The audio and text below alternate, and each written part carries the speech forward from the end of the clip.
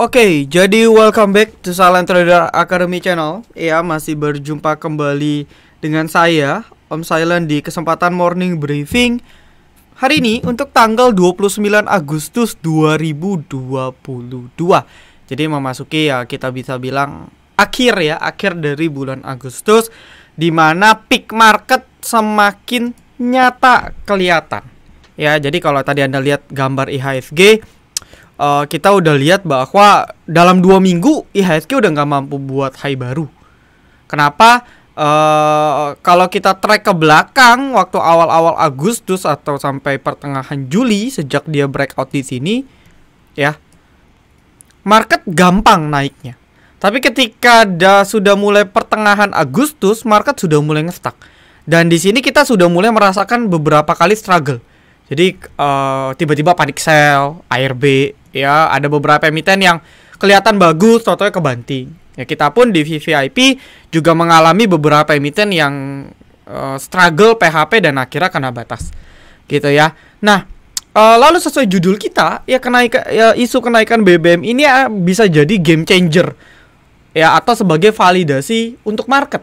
Karena kalau beneran sampai Pertalite, ya, jadi ibaratnya kalau Pertamina Pertamax Turbo, ya, kalau Dex Lite, Pertamina Dex yang diesel punya, itu kan mungkin ditujukan bagi kalangan menengah ke atas.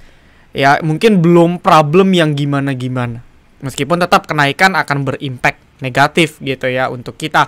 Tapi kalau sampai Pertalite, yang mana ya ini sekarang semua konsumsinya Pertalite, ya, sama satu lagi biosolar gitu kan. Nah, sampai kalau dua item ini, pandangan saya pribadi ya, kalau sampai dua item ini naik, ya kata isu kan Pertalite naik 10.000, berarti naik 50% tuh, dari 76 ke 10 ribuan, itu kan hampir kita genepin 50% misalnya. Ya, solar katanya mau naik sekian. Nah, ini akan menjadi game changer ya untuk market, untuk ekonomi, dan akan merefleksikan langsung ke market. Dan ini sebenarnya sudah kita lihat di pergerakan chart yang udah ngewanti-wanti. Ya, jadi kalau Anda belajar Dow teori, ya, salah satu Dow teori yang paling sering kita dengar ialah market price discount everything. Jadi harga saham atau harga indeks yang Anda lihat saat ini mencerminkan sebenarnya apa yang sedang terjadi di saham tersebut, di indeks tersebut, rumor, fundamental, ataupun kejadian yang terjadi. Itu sudah direfleksikan dari harganya. Jadi kalau kita lihat market sebenarnya udah merefleksikan, cuman validasi dari newsnya belum. Biasanya news keluar baru turun. Jadi sebenarnya kalau mau kita simpulkan, market turun bukan karena BBM. Sebenarnya market udah tahu bakal turun, tapi meminjam news yang ada untuk memvalidasi penurunannya. Ya, jadi news itu lagging sebenarnya. Rumor itu yang leading. Gitu. Jadi analisa saya dengan market masih sama ya. Jadi karena morning briefingnya tidak setiap hari, jadi untuk sepekan ke depan saya udah bilang minggu lalu ini adalah minggu penentuan, dan nampaknya market tidak memutuskan untuk breakout. Jadi saya rasa potensi untuk market struggle makin ada. Ya, minimal akan uji kembali lagi ke sini. Ya, atau Bollinger Tengah ya. Nah, ini yang harus kita antisipasi. MACD-nya bahkan sudah mau ke zona biru. Padahal marketnya sideways ya. Tapi MACD-nya makin turun. Ini menandakan benar-benar terjadi bearish divergence. Ya, tapi kalau ternyata nggak jadi naik Pertalite dan kawan-kawan, dan ada katalis, saya rasa mungkin akan nge-trigger market untuk bertahan. Tapi kalau tidak muncul berita, itu bisa jadi shock. Jadi ya antisipasi itu perlu. Ya, trading secukupnya, yang mana yang lagi oke silakan, tapi jangan over. Karena kalau mau ngomong akhir tahun masih panjang, September, Oktober, November masih 3 bulan, 4 bulan, masih terlalu dini kalau kita mau ngomong window dressing. Ya, jadi bahkan hari ini market hari Jumat openingnya dibanting ke bawah. Gitu ya. Jadi ini sedikit reminder lah. Ya, Anda mau bilang saya terbarfir ya terserah, tapi analisa saya dari awal masih sama. Asal teknikalnya masih seperti ini, ya target saya market ada potensi koreksi gitu ya, entah itu koreksi kecil atau koreksi besar. Oke, lalu berikutnya dalam seminggu ke depan, seminggu ke belakang, saya mau informasi juga beberapa ya, kita punya trade dan profit dan trade dan loss. Dan oh iya, kemarin pada ikut more live Instagram gak? Jadi rencananya setiap minggu mulai sekarang minimal biasanya mungkin hari Rabu lah ya, hari Rabu atau hari Kamis saya akan adakan live Instagram. Ya, jadi Anda mau tanya-tanya selama 1 jam. Jadi pembahasan kita akan banyak banget ya, saya pribadi yang akan menjawab pertanyaan teman-teman secara gratis itu setiap hari Rabu. Nanti kalau rame ya nanti dua kali dalam seminggu. Makin rame lagi kalau bisa setiap hari. Jadi nanti morning briefing nggak ada, semua di live Instagram. Gitu ya. Nah, lalu seminggu ke belakang kita ada profit pertama TRJA, ini live trade di tanggal 23. Ya. Ini live trade. Memang saya pribadi beberapa bulan ini jarang live trade sih, tapi sekali live trade ya langsung gerak. Jadi di sini ya, kalau menitnya bisa kelihatan sih oke ya. Coba ini kelihatan nih. 23 Agustus 13.33. Ya, ini nggak edit. Jadi saya selalu transparansi. Nih ya, 28 Agustus nih ya tuh. Anda lihat tuh. 08.23 jam 13.33. Berarti di sini. Oh, ini saya chart 5 menit ya. Chart 5 menit. Area beli sampai 266. Ntar, berarti kita ganti. Kalau chart 1 menit kayaknya sih nggak ini ya. Nggak dapet ya. Oh, bisa nih, bisa. Nah, 13.33. Ini sampling aja, pembuktian. Karena banyak, hati-hati ya, banyak yang promosi TP nih, TP padahal mah nggak kebeli. Padahal mah nggak kejual, tapi dianggap TP. Gitu. Ya, ini kita rekom di sini. Maksimal di sini. Ya, lalu beberapa menit kemudian dia masih bergerak di 266. Ya, menit 34, 35 dia masih berada di 266, 264. Baru setelah itu menit ke berikutnya sampai kurang lebih 10 menit setelahnya baru dia bergerak langsung capai TP. Sesuai judulnya ya, live trade. Jadi dapat ya. Oke, lalu berikutnya MDLN ini 23 juga ya, 23 MDLN sih udah pasti dapat ya. 23 Agustus kita rekom di sini. Ya, ini nggak perlu dicek kenapa? Karena kita rekom 23 closing 111, area beli kita sampai 112. Jadi udah pasti dapat. Ya, lalu besoknya sampai 117 TP1. Gitu ya. Lalu nextnya ini adalah cak. Ini kita cak ada 2 kali. Ini cak yang pertama 22 Agustus. Nggak perlu dicek per menit. Kenapa? Karena 22 Agustus closingnya di 192 ya. Jadi udah pasti dapat karena area beli kita 190, 195. Ya, lalu capai di sini. Oke. Ya, lalu capai sekitar 7% di 210 lebih. Pas lah, full TP1 full. Lalu berikutnya ada cak yang kedua. Ini kemarin punya di hari Kamis gitu ya. Kita HK di closing ya. Ini di jam 14.53 di freeze time. Ya, lalu hari ini kesenggol. Tapi saya pribadi masih perintahkan buat yang belum kejual masih bisa hold. Gitu ya. Jadi ada 2 kali. Tapi sebagian udah hit. Kenapa? Karena ya kita bisa cek karena trade booknya sempat ke 208. Jadi posisinya 206 udah di bid. Semua antrian 27.000 udah pindah. Berarti sudah terjadi transaksi. Ya meskipun itu terjadi dalam waktu yang nggak begitu lama. Gitu ya. Lalu nextnya kita ada profit Dewa. Ini menu sore di tanggal 24 untuk tanggal 25. Ya, kita HK di 69 nih, input order buy 14.50. Lihat nih ya di sini ya. Closing 69 karena kita HK di 69 dapat semua waktu itu karena 69-nya posisi di over ya, jadi dapat semua, besok terbang 8%. Oke, lalu ini swing pegas hari ini TP2. Dari 28 Juli sebulan TP2 dari 1.600-an sampai ke OTW 2.000. Jadi kurang lebih udah sekitar 20%. Ya, gitu. Lalu kita ada cut loss gak? Ada, Aisyah hari ini. Saya di Instagram tadi udah share ya. Kita juga ada cut loss yaitu Aisyah.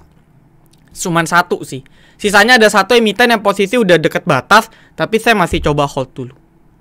Gitu ya. Lalu nextnya udah nggak ada sih. Jadi lumayan minggu ini kita ada 6/1. Ya, 6/1. Lalu watchlist kita juga kalau Anda perhatikan ada Adro kemarin ya, ada AMMS. Ini watchlist kita, Anda bisa cek. Ada Bull. Ya, ini beberapa watchlist kita yang bergerak terus gitu ya. Jadi feel free, dan bot gratis masih bisa Anda dapatkan secara free, hanya cukup free sign up aja. Detailnya Anda bisa tanya ke staff silent ataupun admin di Instagram kami. Ya, jadi Anda cukup regis, input data diri, nggak usah yang berbayar. Nanti Anda akan dapat selama 1 bulan itu botnya. Ada di menu sebelah kanan ya. Jadi Anda tinggal geser ke kanan, ada menu screening, charting, dan juga live sinyal. Gitu. Lalu promo VVIP masih sampai 31 Agustus ya, promo kemerdekaan. Bukan ini harga baru ya. Jadi masih pakai harga lama lalu didiskon lagi kemerdekaan. Buat yang mau join silakan, karena bulan September kita akan banyak sekali menu window dressing, menu breakout, dan lain sebagainya. Ya, lalu win rate bulan Agustus, memang kayaknya sih win rate bulan Agustus kita nggak sebagus bulan Juli ya. Bulan Juli kita 88%, kayak bulan Agustus 70-80% kali maksimal. Karena banyak struggle juga ya marketnya sideways, tapi overall masih survive. Oke, lalu berikutnya ialah kita langsung aja ke pembahasan dari requestan ya, requestan dari teman-teman. Oke, yang pertama ialah LP. Ya, ini sektor perkapalan, momennya belum ya, agak kurang ya. Entah kenapa saya LP agak kurang. Tapi balik lagi ya, yang namanya IPO kita nggak tahu. Cuman kuncinya memang 300 nih yang harus dijebol sih. Kalau dia belum jebol, dia masih akan konsolidasi di 256 sampai 300. Jadi ya masih sideways aja di range ini ya. Lalu BSSR emiten batu bara, oke. Ini habis gap up ya, mungkin tutup gap dulu baru lanjut. Batu bara sebenarnya masih oke hingga Q3 minimal ya. Kalau harga batu per sekarang harga batu baranya masih oke banget ya. Jadi masih oke lah untuk semua emiten batubara. Dan jangan lupa beberapa emiten batubara baginya tuh 2 kali. Dan nanti di Q3 Q4 di antara bulan Q3 Q4 akan membagikan juga dividen. Jadi ya Anda mau nge-swing juga boleh banget tuh. Nextnya, oh ya, hari ini Moro breakout dengan volume yang bisa dibilang cukup menjanjikan. Ya, ini bisa menjadi sinyal untuk trade kita. Ya, dia breakout di sekitar 600 615 625. Breakout dengan volume yang menjanjikan, dan ya 615 625 bisa kita jadikan sebagai batas. Ya, atau 625 620. Jadi asal dia ini kayak Kin ya. Saya sempat singgung Kin juga di grup VVIP. Jadi setelah Kin breakout di sini 500. Nah, asal dia close di bawah 500, masih di atas 500 bisa buy. Dan ternyata habis itu ngegas dia. Jadi mungkin nggak murah, mungkin. Tapi yang penting dia nggak balik ke 615 sampai 625. Ini kuncinya. Ya, jadi bisa kita masukkan ke dalam watchlist. NHL belum ada momen ya untuk teman-temannya. Kita udah bahas juga di live Instagram. Bandara sih so far masih oke, cuman momentum nikelnya belum. Ya. Lalu BBRI banking ya, sisa BBCA ya.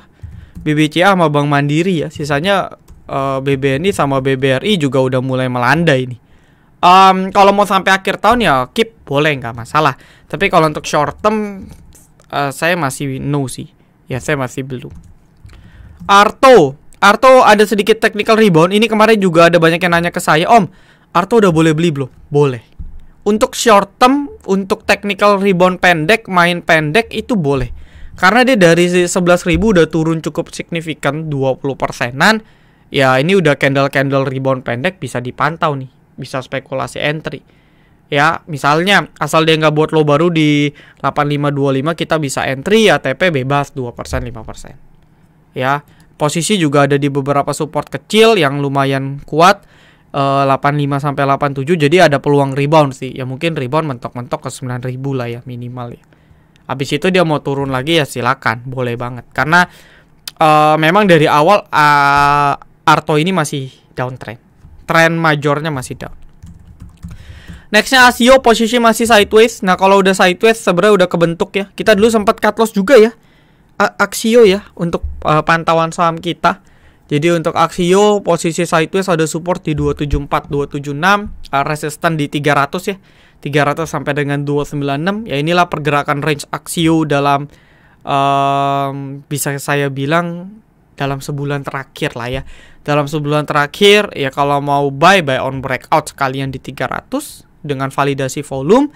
Stop loss ya kalau dia gagal breakout ya, udah breakout habis itu close-nya di bawah 300, atau buy on weakness dengan stop loss di 274. Position sideways. Jadi kalau sideways pilihannya dua, Anda bisa tunggu dia breakout sekalian ataupun tunggu dekat-dekat support, jebol support Anda lepas.